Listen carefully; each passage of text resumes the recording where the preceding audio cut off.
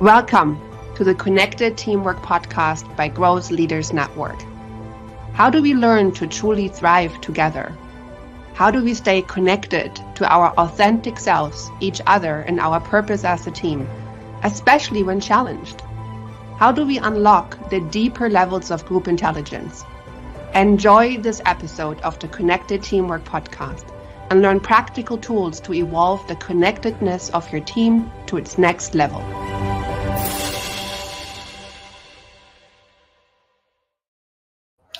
Hello there. Welcome to the Connected Teamwork Podcast. It is Monday, August 12th. Today, we're going to be talking about a pretty poignant topic that I think a lot of us have grappled with over time, and that is the power of cross-functional collaboration.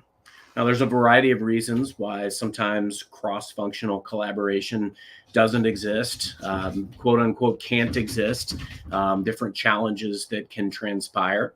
We're going to unpack that a little bit today and talk about some of the benefits of that type of collaboration. How can we break down silos to maximize innovation and success and positive change? There's a lot of things we talk about on this show. And really at the heart of it is finding connected teamwork. Connected teams do their best work. There's a comfort level, a trust. There is immediate credibility. And these are teams that foster a culture of inclusiveness and diverse perspectives. And this is very applicable when it comes to cross-functional collaboration. So we're going to unpack some of those elements today. I appreciate everybody that has joined the live viewing. If you want to share anything in the chat, any comments, questions, please feel free to do so. Happy to interact in real time. And let's dive in. Would love to get your thoughts and any stories as well. Experiences that you've had in breaking down silos to foster more connectedness around cross-functional collaboration. First off, let me just say, I think it's rarely that it's, that silos exist because of any malice intended. But there's a lot of different things that can contribute to the silos that, keep different cross functions from collaborating fully. One that personally I've seen a lot in my career in different places has been the collaboration between sales and marketing. It's very sporadic in different organizations. I've been very blessed and fortunate to work with some amazing people from marketing, and I take a very different approach in how I approach engaging different teams. I'm going to talk about that a little bit today. But one of the best things that ever came out of my collaboration from a sales vantage point with marketing, as an example, is how we can really leverage the joint power of what exists. Marketing, and really this is going to unpack some of the breaking down of silos. It's understanding each other's priorities.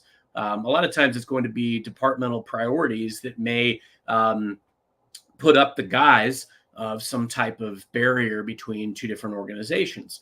Marketing has key performance indicators. Sellers have to go after results. But we're all after the same thing. We want to build and earn share. And it's critical that we're working together in these situations with joint strength, joint power. In fact, it was a trusted colleague and friend in marketing that actually earlier this year chose me to represent the voice of the field in presenting to my organization's CEO and extended leadership team. And it showcased, and because it showcased some of the great work that we had been able to do together, looking at each other's, priorities, understanding the motivations. How can I, in my role, do things that are going to shine a positive light on their work and do things that are going to positively impact and really reflect the work and the key performance indicators that they're already doing. Furthermore, just being able to evangelize that partnership. These things are of critical importance when we're trying to break down these silos. Let's talk a little bit about more, some of these understanding the silos, because I think that's where it's critical to start. So we talked briefly about departmental priorities. Sometimes departments have unique goals and objectives that could lead them to focus on, a very, dedicated path, right?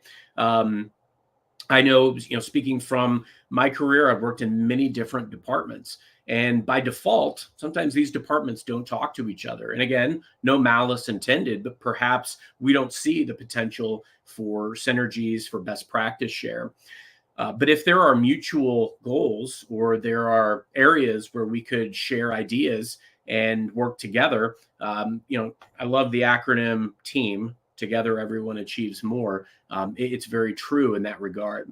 Another big area is communication gaps. Having ineffective communication channels between the two teams. A lot of times, and I have counterparts that are all over the world. And some of my best conversations are with my peers that do very similar work. Nobody necessarily tells you sometimes about these opportunities that exist, but think about where there may be some silos and some learning. I'll reach out to anyone in my organization that is, achieving, maybe doing better in a certain area than I am. Doesn't take food off the table to share best practices and learn from others and assimilate what they do into your arsenal. In fact, I've had some great leaders, and it was my current manager that told me, like, hey, you should go out and proactively spend some time with some of these other leaders. And I'm so glad that I have and do, because sometimes having people that are doing similar work gives us this opportunity sometimes to have a sounding board, sometimes to have incubational discussions where you can brainstorm and bounce ideas off of each other. And, again, it's an opportunity to learn. I think sometimes people try to keep their work very close to the vest. It's almost this scarcity mindset, the fear of, well, if I share too much with somebody else, are they going to surpass me or beat me or whatever the case may be? But that's short-sighted. I share very freely. And in fact, I share very freely even on social platforms with a lot of the things that I do. And I'm fully aware that, my competition or any of that nature could go out and take some of my shares and best practices and leverage them. I think, frankly, rising tide raises all ships. There's an opportunity for us all to improve each other and continue to grow and evolve. I look at it as an investment. I'm making an investment in this relationship, and they absolutely yield dividends. I've learned so much by working with so many brilliant colleagues over the last several years that the end definitely justifies the means. Another area for silo, and then we'll kind of unpack some of the areas, why cross-functional collaboration is so powerful. But it could be cultural differences. Different variations in company culture across departments or locations. Sometimes there can be friction, and it can reduce the willingness to collaborate. And I think it's critical to call that out. I will also say that it is very possible and frequent that company cultures can evolve. I've absolutely come into teams in my career where there was perhaps a negative or toxic element to cultures. And I think it's key that, you spend that time really understanding the motivations, why are people there? What's important to them? What are their unique passions and superpowers and skill sets? How can you positively illuminate those things, make them shine, make them look great, help them win? And these same type of things can be applied when you look at different elements of your organization. But I will say that you've got to be working in an environment that is conducive to cross-functional collaboration. It's critical that you hit these silos head on. They can lead to negative outcomes. There can be duplicated efforts. People running after the same stuff, doing it different ways. And that's why it's so important to share, cutting down on inefficiencies and, unlocking optimal innovation. But by embracing cross-functional collaboration, these silos can be broken down. But I think first off, you really need to understand the value of cross-functional collaboration. Really inherently, it brings together people from different departments, could be from different backgrounds, different areas of expertise to work toward common goals. That will inherently break down the silos but it also leverages all of the diverse perspectives and skills of the people that you're surrounded with to drive innovation and ultimately achieve better success. That's the key element that we should all be after. A lot of times when organizations are not succeeding, it is not going to necessarily be one pocket of that organization that suffers. And that's why it's key that we're all in the boat, but that we're also all rowing the boat together. I can say with great confidence that that's ultimately the way that you want to make sure you play this. And speaking from my experience working with different groups, I mean, from a sales perspective, I came up in an environment that was very lone wolfish. I had to do a lot of individual contributor work. It was very competitive. There was not a lot of encouragement to do cross-functional collaboration. However, I would proactively go out to trusted colleagues, people that were doing well, and there was a lot of opportunity to share and grow and improve based on picking up things from other folks. The last decade, I've worked for an organization that absolutely has a culture of and has a culture that embraces cross-functional collaboration, and it's key. Today I work with projects and with prominent organizations, and for any project that we do, there's a lot of people that touch these organizations and these projects, and it's key that you're not focused on being the hero, that that we put our egos aside, and that we look for the learning and we proactively go out and seek perspectives from others. And I also think it's important to listen. When I've joined these new organizations where perhaps I've seen these silos and recognized these silos, I've proactively gone out and really just tried to understand, okay, if there's a silo between this group and another group, and again, there are commonalities of what we're going after, especially in sales organizations. You're going after results. I found some of my best success by going out and figuring out, like, what are the key areas, the key metrics that this other organization is going after. Frankly, I created a program a few years back called Plays That Get You Paid. And the very impetus for it was going out and, there were a lot of competing resources. I had a team of sellers and technical specialists. We were aligned with different groups that were specialist sellers that had specific industry vertical, specific solutions. And the key element is, I'd hear a lot from my team, hey, we're competing for time with some of these other folks. And I always tell my team, hey, first off, you don't know the pressures or the message, frankly, that other teams are getting unless you talk to them and ask them.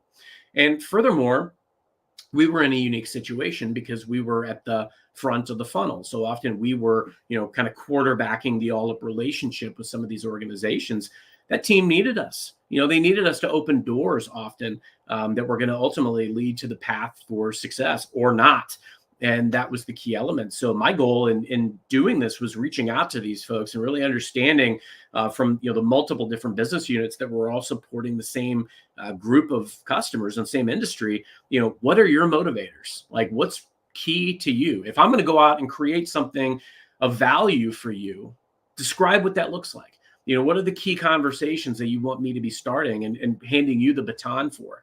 And I will tell you, I've never seen successful partnership like that to that degree, or I hadn't to that point. I've seen successful partnerships since because we tried to replicate this a few times. But what's amazing about this is when you're proactively going out to help everybody around you win, and you make sure that that's very intentional and you're trying to add value to these relationships, those are the key things that ultimately will define your success or lack thereof. I found if I help everyone around me win, my team wins. And that's what's key.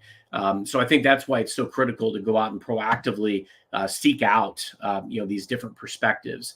When we think about cross-functional collaboration, obviously there's a lot of ways that we can go about, creating that. But again, the reasons, diverse perspectives, when people from different functions come together, there's different expertise.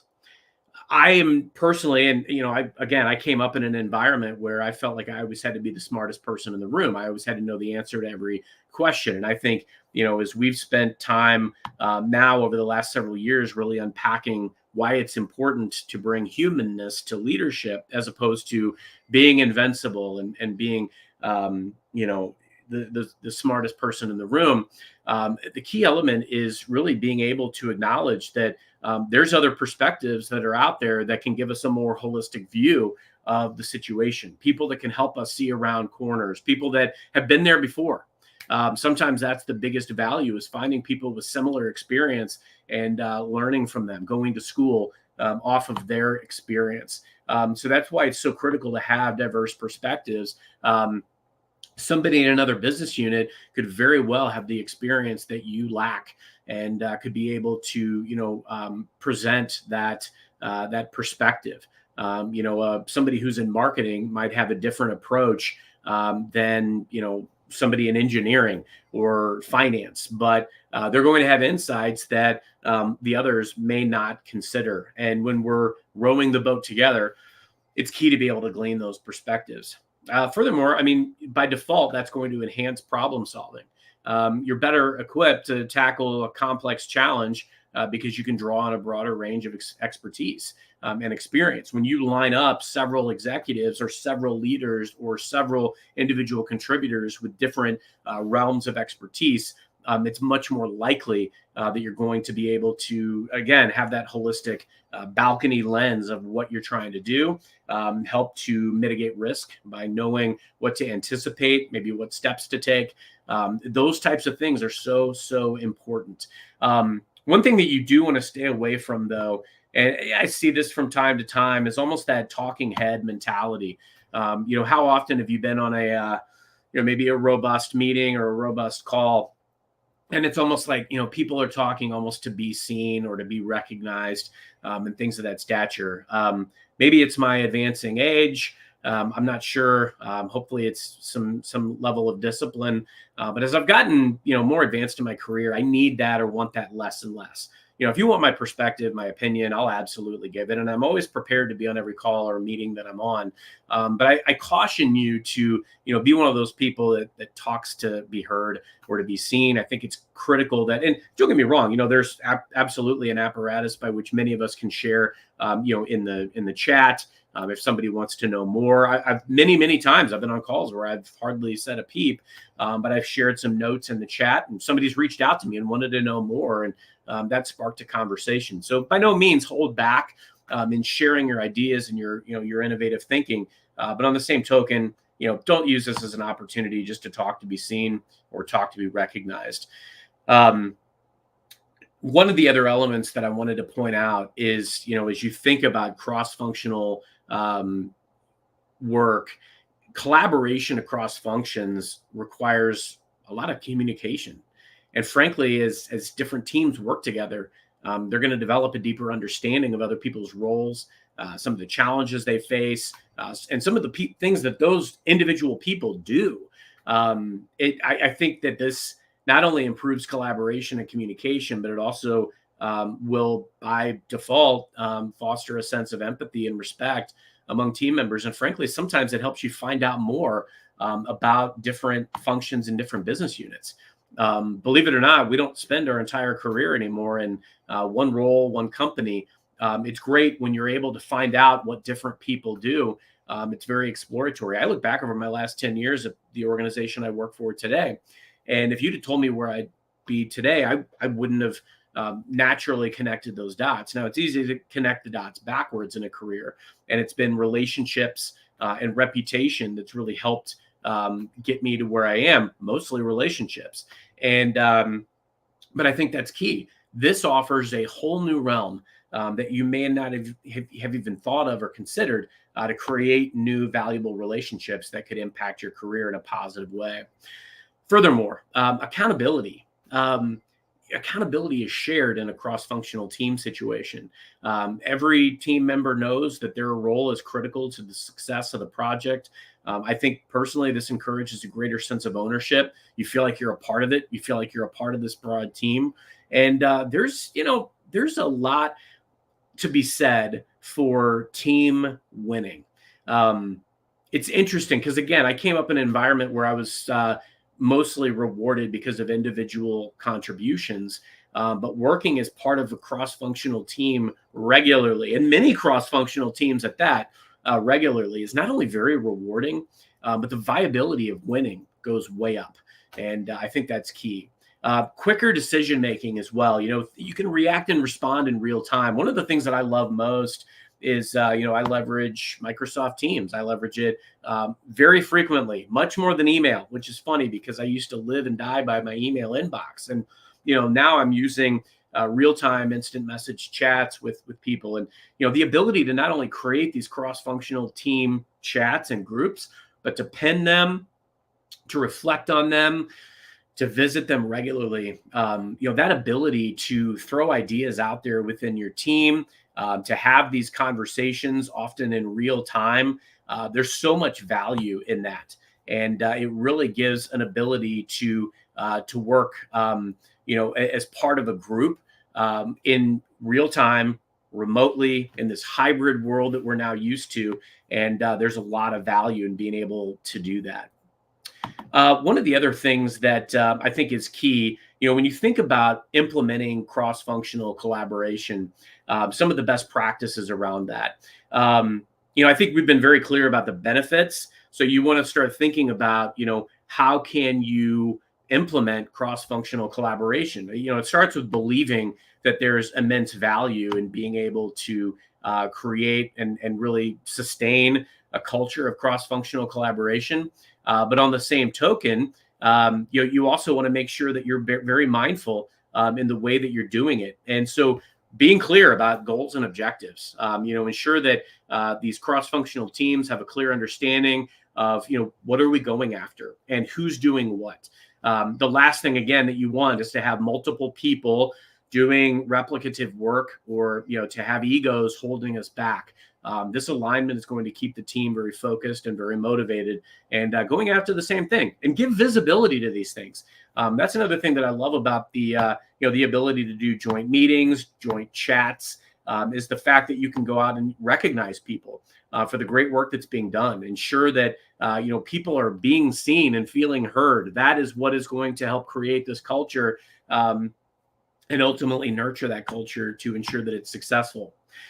Another one, again, it all comes down to communication and transparency. Having those channels for regular communication. Do you have a regular sync call? Something weekly, monthly, quarterly, whatever it is. Having those channels where people can talk to each other.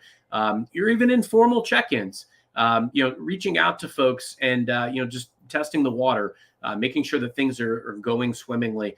These things are key, and it also makes sure, again, that you're investing in that open communication. Furthermore, it comes down to the right tools and resources, making sure that people have the right things to be successful. And sometimes there could be some training elements to it. Not everybody's going to be thrown into these situations and know exactly what to do. Someone, leadership, or, an individual contributor leading from every seat can really set the tone for what's important. And, certainly can have an extended virtual team, which I think is key. Have different people accountable for different things, but making sure that everybody has access to, the metrics, the data, the insights, the right collaboration tools, so that we can all, play a part in ensuring that this is successful. Next, fostering a collaborative culture. You want to make sure that you're promoting a culture where the collaboration is valued and rewarded. And, I had a colleague of mine who used to always say recognition is free. Going in and recognizing and celebrating the successes, things that are happening. And it doesn't have to be some massive win, having, milestones that we're able to successfully achieve. These are the types of things that are going to foster that mindset of learning and continuous improvement. Months ago, actually, I had somebody who worked for me, and they came up with this wonderful idea. We have a team call every week, and they had this wonderful idea to add a segment to our call. We always start with a segment called DJ of the Week. And so People on my team will nominate someone, a peer, for great work, something that transpired during the prior week. And then that person who wins will pick a song to kick us off. It's great. People love it. Then we have the next segment, which this gentleman came up with, and it's called, What Are You Learning? How often is it that, the value that I get out of this is so immense, from book recommendations that I've gotten from people on my team, to, podcast recommendations, all the way to different resources that they've come across, some of them stumbling across, right? The ability to share these things. And, we'll have 30, 40, 50, 60 people on our team calls, and the ability to share that across the board and to learn from so many people in one fell swoop is just of astronomical value. And these things wouldn't exist if, number one, we weren't having this cross-functional team. I will tell you, an immense value that came out of this is when I joined that department, and I've since replicated this process. We had probably 4 or 5 different departments, different groups that were touching the same set of organizations that we were supporting. This was when I was in the healthcare space. And we just started doing team meetings for all 60 folks that touch the business. And I would solicit them each week for, hey, is there anything that you want to see or share in the team conversation this week? And it was amazing. People would want to present. I would give opportunities for stretch roles, for broader impact, and just the ability to have these folks to spotlight their talents, their wisdom, made my job easier because I didn't have to fill an hour of a team call. But frankly, like, these agendas were action packed, and I loved it so much because I learned so much from these folks. And in real time, we were able to come up with better ways to execute process. We were able to get to know each other on a very, much more personal level, understanding people's unique strengths and skill sets and superpowers. And there are people that I still talk to frequently today that have been on these past iterations of teams that are now mentors and serving different roles for me. I can't tell you the astronomical value that you can get out of cross-functional work with teams. It is of immense value, personally and professionally.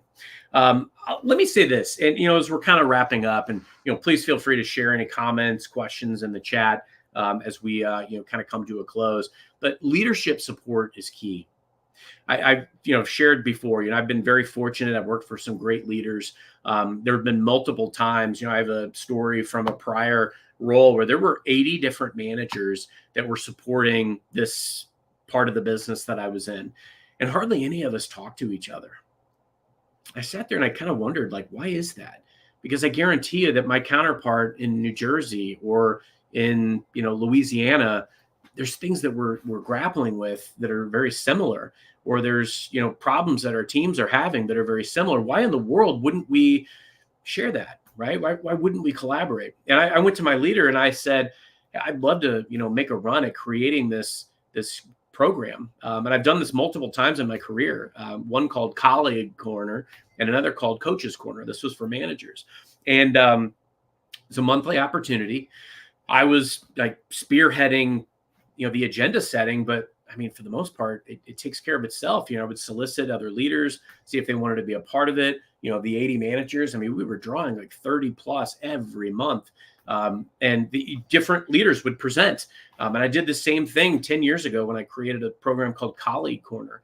And frankly, these were things too that gave me broader influence, opportunities to work with different people, learning a ton. I mean, what was amazing is, like, the first call, I got resources that one of my counterparts was using that I'm like, my gosh, I could spend days creating something like this, or I could just leverage this tool, leverage it with my team, and fully giving like visibility. I praised this person. I sent a note to her manager. I'm like, I love this. And, thank you. And like, here's an opportunity to replicate this. It's great for that person too, because it gives them broad impact.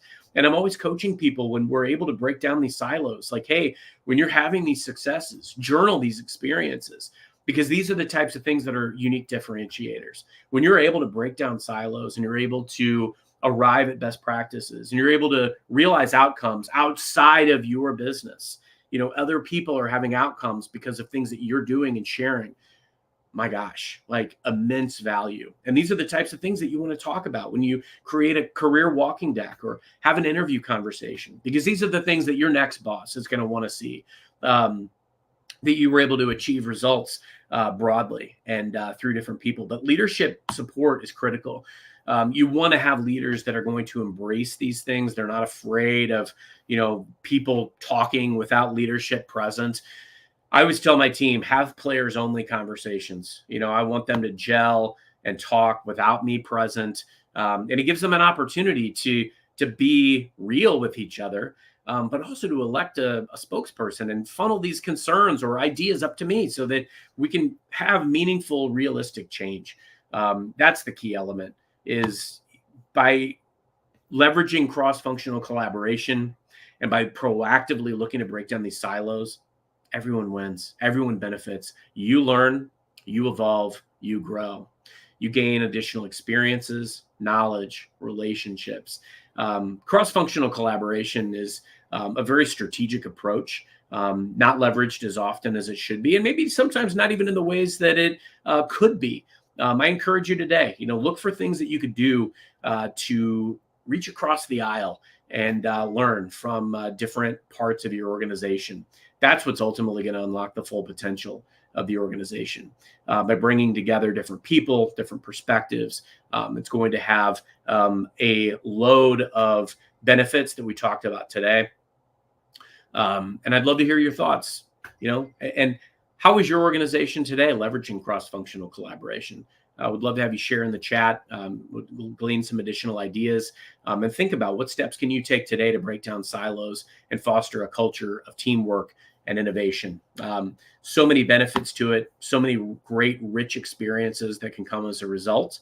And hopefully today you've learned a little bit of opportunity that exists for you to go out and create a culture and nurture a culture of cross-functional collaboration. Thank you so much for joining us today on the Connected Teamwork Podcast. I am Carson Hetty. We'll be back again next week with my illustrious co-host, Hilke Faber.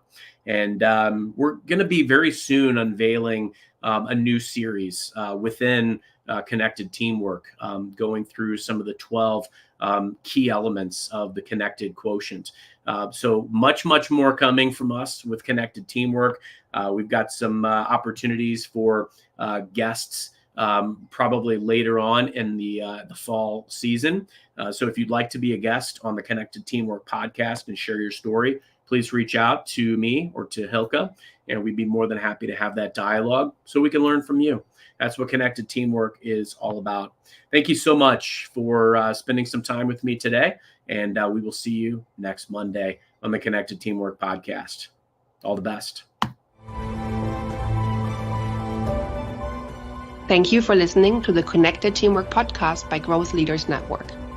Take a moment to reflect on what you learned today that can help build your team. Also, if you like, think about one of your team members and what you appreciate about them.